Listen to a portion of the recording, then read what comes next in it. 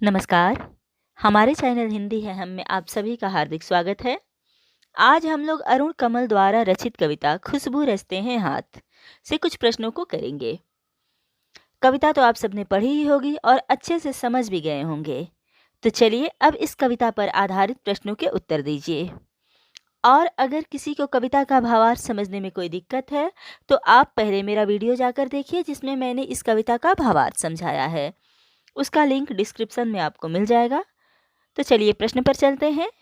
पहला, खुशबू रचते हैं हाथ कविता बेनकाब करती है सामाजिक विषमताओं को, बच्चों के प्रति होने वाले शोषण को, जातिगत भेदभाव को, वृद्धों के प्रति उपेक्षात्मक रवैये को। उत्तर होगा सामाजिक विषमताओं को।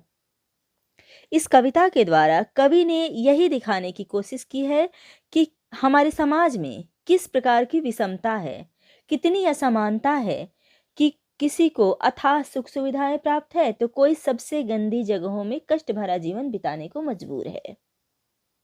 और जो लोग इन सुख सुविधाओं का निर्माण कर रहे हैं वही इनसे वंचित रहते हैं, वही समाज में सबसे ज्यादा उपेक्षित है।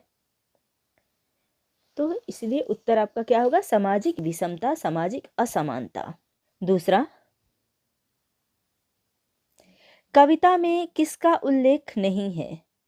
जख्म से फटे हुए हाथ, गंदे कटे पीटे हाथ, बदबूदार हाथ, घिसे नाखूनों वाले हाथ। उत्तर क्या होगा? बदबूदार हाथ। कवि जो है, ये जो सारे ऑप्शंस दिए हुए हैं, जख्म से फटे हुए हाथ, गंदे कटे पीटे हाथ, घिसे नाखूनों वाले हाथ, इन सब के बारे में बता रहा है कि किस प्रकार से जो मजदूर है अगरबत्ती बनाते बनाते उनके हाथ कट पिट जाते हैं और उसके बाद उनके हाथों में जख्म हो जाता है, घाव हो जाते हैं। काम करने से, मेहनत करने से उनके नाखून घिसे हुए होते हैं। तो इन सब का उल्लेख है। बदबूदार हाथ, इसका कोई उल्लेख नहीं है।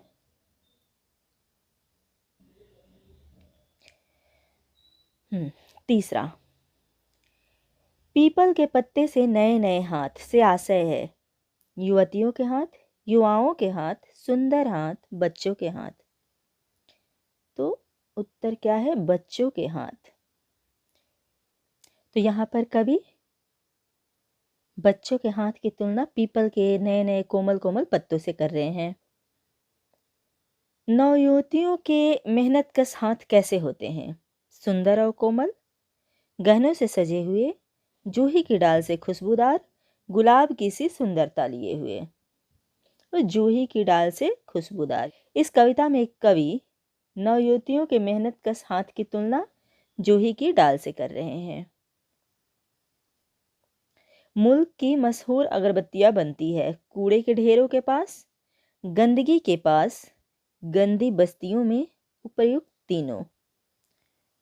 तो उत्तर होगा उपयुक्त तीनों।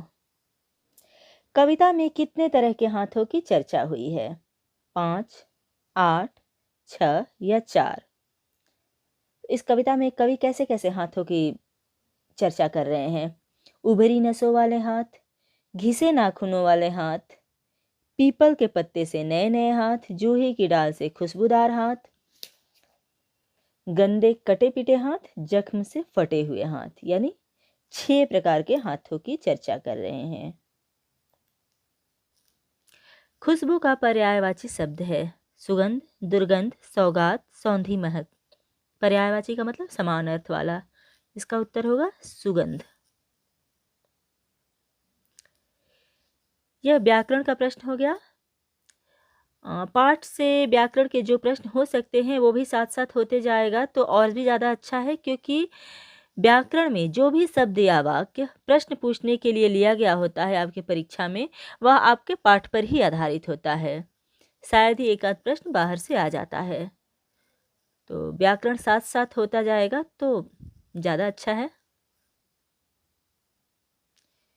द्वंद्व समास का उदाहरण है कूड़े करकट, कूड़े का ढेर, कूड़ा ही कूड़ा, कूड़ेदान।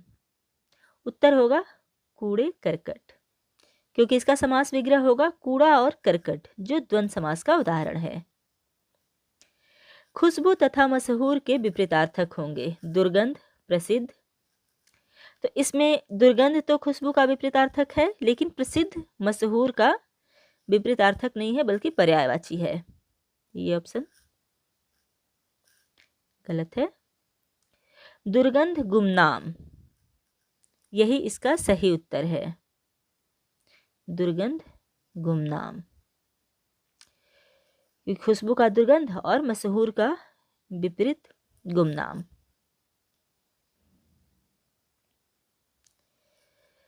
खुशबू रचते हैं हाथ, इस कविता को लिखने का मुख्य उद्देश्य क्या है?